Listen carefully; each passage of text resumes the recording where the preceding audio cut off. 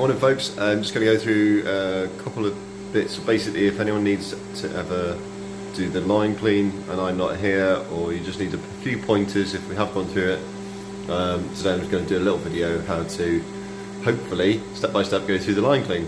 Thanks. Okay, so it may appear daunting when we first look at it. There's a lot going on over here. A lot of switches, lots of cogs and all sorts of bits and bobs. But as I say, we'll go through it step by step and it should find it easy enough. So we're going to start by each one of these vessels here correlates pretty much in order to what's on the bar on the draft. So we've got starting from this side over here on the far right. This is the Lucky Saint. That one, although it says Carlink here, is actually Prava, Madri, Star of Brahman. That one's Aspels. And then we go, that used to be Batch, but this is now currently the Salopian. The purple line is our other, this one's from Tom's. This one here on the left is our, what's it, Salt. And then we've got the Guinness tap as well at the end here, okay. This lot is for the cask and we'll go through that at a different time. So starting from here, you'll see each line has got a different coloured tape on it. And each piece of tape, if you follow that line, you'll see where it ends up. So this one on the left, the Lucky Saint one, looks like it's already actually gone from last night and new one hasn't been put on. You follow that round, oh no, sorry, the new one has been put on but not pulled through. And this follows round to here, which is orange, which is quite conveniently in front of me. So to take these off, you click up here, and that'll rise up, and we want to make sure that this clicks up high enough because that disconnects the gas. If you don't disconnect the gas, when you come to turn this round, like this, this little end piece will still be in the barrel, and that will make the beer all piss out all over you. We don't want that because you'll be covered in beer for the rest of your shift. We've all been there. So get this nice and neatly back to where it should be, and then these connect back onto here exactly the same way as they connect onto the barrel. So it slots in, twist it round, and it's clicked in. So now at the top here you'll see there's a little yellow switch on here. This one, whatever position it's in for the beer to actually flow, we're going to turn it in the opposite direction. So this one we're going to turn it down. For the rest of these, you'll notice that they're already down. So for these, we're going to be flicking them up. And we'll flick those up all the way along. What that does, that takes the gas that is forcing the beer through, and it changes it to putting it through that big white bottle there. That big white bottle we're going to have full of water.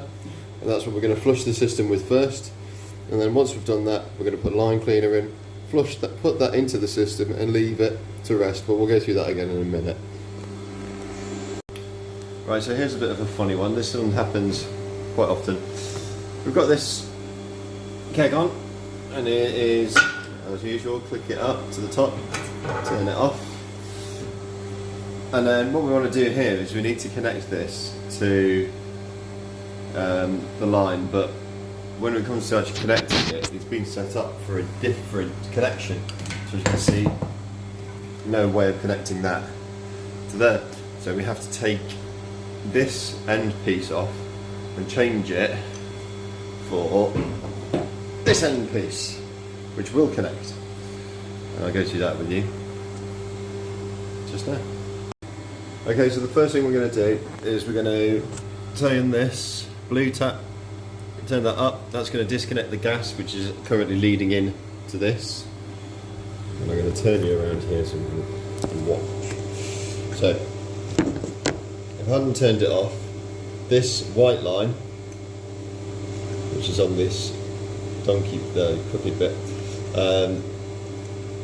that's the gas for it, so we turn that off. So we need to push this connector in and then pull that, wiggle this line out. It can be a bit tricky. go, just heard it come out. Okay, and then this one has got the beer in it.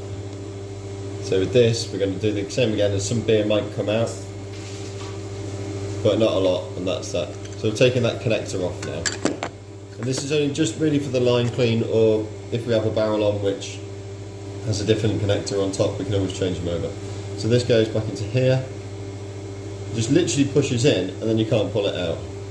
Same on that one, push it in, and take it out, and then change the head over. Okay, so now you can see that we've got all of the taps connected, and all of the blue tabs are flicked up, apart from the lucky saint, which is down, which is where we want it to be. Now over here, this is what we're going to fill next, this big white tub. This is effectively, is all the beer that we connect to and goes through. This is going to be what goes through, so we need to make sure that over here, this is the gas supply that connects the beer lines to that bottle. So we turn that up, no sorry, that turns that off, and that turns it on, so it's actually already on. So sometimes if you'll find if nothing happens, it's because this is off, but we need it to be turned down and turned on. We need to make sure there's a gas in here, so ideally in the full bit, but that never lasts for long, so anything above this small line here, and you should have enough gas. If it drops below that little small line, then you're going to be struggling, and you're going to notice that the pressure's dropping. And that connects to this left hand bottle, which is 60-40, so 60% CO2 and 40% nitrogen. That's what gives you a nice creamy head. First thing we do is fill up this bottle with water. So I'm going to bob outside and throw the hose pipe over the fence, and then, which is over here, and we're going to fill it up with that. Okay, at this point you're probably all getting quite bored, and I understand it is quite boring, but hey ho. So we've got to empty the water out of this. There might be some water left in it from a previous clean. This might be from previous week. So sometimes little wee beasties get stuck in it, fall in it, die. So we'll tip all that out and we'll give it a good clean before we fill it up. Okay, hose pipe. This will, when it's on, it just twist the end and it'll turn the water on when we've turned it on at the tap. And you stick this in here. If you give this a little kink and then stick it through the handle, it'll stay in. Okay, and we want to fill that up. There's a fill line on it. Don't want it to go ideally higher than this mark. So you kind of keep an eye on it.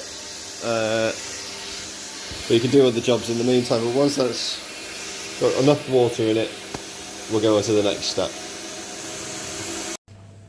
So we've filled the barrel with water. It's time to get all the beer that's in the line out. The water we've put in is going to push that beer through. So all the beer is going to come out of the taps into our buckets or into our wine coolers. And then once you see water coming through here, that's when we'll go into the next step, which is putting the line cleaner in and then pulling the line cleaner through. So let's pull these through first. Put on that, and then you can get 3 taps onto one bucket. Same onto here. You can hook that on, and then these and this one, we'll just let them pull straight through. Next step coming up. Okay, so we've refilled this bottle with water. I'll just turn that off. Right, so this bottle contains 45 litres of water. Okay, so line cleaner's in. You can see it's all gone really purple. As soon as the line cleaner hits anything that is a contaminant, which is basically anything that's inside the line that we want to get rid of, or anything that's dirty, it's going to turn blue and not be purple. So that's what we're going to keep an eye out for now. So if we get this back on, you see the water comes through, and it takes 2.5 pints or thereabouts for it to come through until it comes through as purple. So I'm just going to turn you off and I'll turn it back on when it's gone purple. Okay, so I've got all the others on. are all doing the same thing as this. I sometimes will grab a beer mat and you can just double check behind. You can see that it's still clear, but as soon as it starts to come through purple, it should come through any minute. You'll start to see the colour change on it, so just keep an eye out for it. Okay, a few minutes have gone by, just going to give it a little pull through. This basically is just to agitate anything that's in the line. If you think of leaving something to soak overnight in the sink,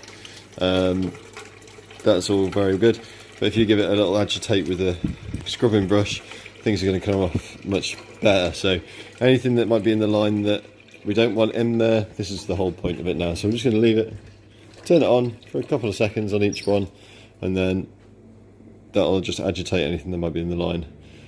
So we do that 2 or 3 times in the half an hour, 40 minutes of cleaning. So as I was saying before, at the time that the line cleaner's in, it gives you a chance to get out any kegs. So if you get the kegs out, we'll leave the casks in. We don't touch the casks. We need them to settle because they're almost like a living being almost. So we need to let them settle down, leave all them to settle. So all the kegs come out. I always try and put the unused ones, the backup ones on the right hand side, and then the ones we're using on the left. I'll give the floor a damn good scrub. Once you've got the line cleaner in, on the top of here, this little button will pull through the liquid into here, so when it'll squirt it out of this tube. So I always use that, push that button down on top, and I'll pull it through and get some of this line cleaner to come out. It cleans this tube out as well, which you don't want to leave water or beer sitting in there. That's going to create bacteria. So some of this water I've put in as well, but other than that, the line cleaner's on the floor. It just gives us a chance to give it a damn good scrubbing, get all the horrible bits of beer that have been sitting there for a week off the floor. So once we've done all of that, which I'm still doing, all the full barrels will go back in first, and then the ones in use will go in second. This is because when these run out, we can take these out easier and we can put them to one side, and the new next barrels to go on are all ready to go. As I said, and now I've got my these are having a deep clean, as is the mop. They've got blind cleaner in as well. So it's just using your time effectively while the line's being cleaned. Okay, the time has come. We're going to put some water back through the line now before we put beer back in. So we need to get the line cleaner out. So the first thing to do, on top of here, we unscrew this, and this tube will let this drain out. If you don't do that, then as soon as you pour all this line cleaner out, as soon as you put that back in, it just gets a little bit in the bottom again, and that is not what we want. So we'll stick that out of the way for a moment, making sure it doesn't touch the floor or anything. We'll keep it clean. Now we've got this, and we can just tip this away.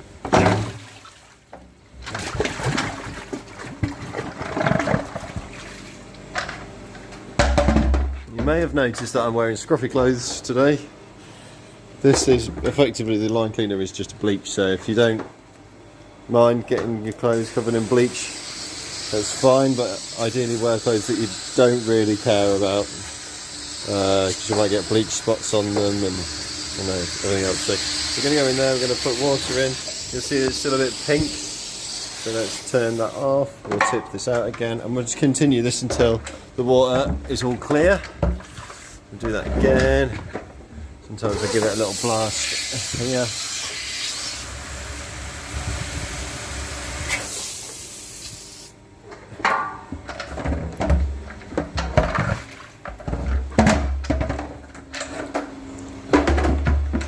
You see, nice and clean.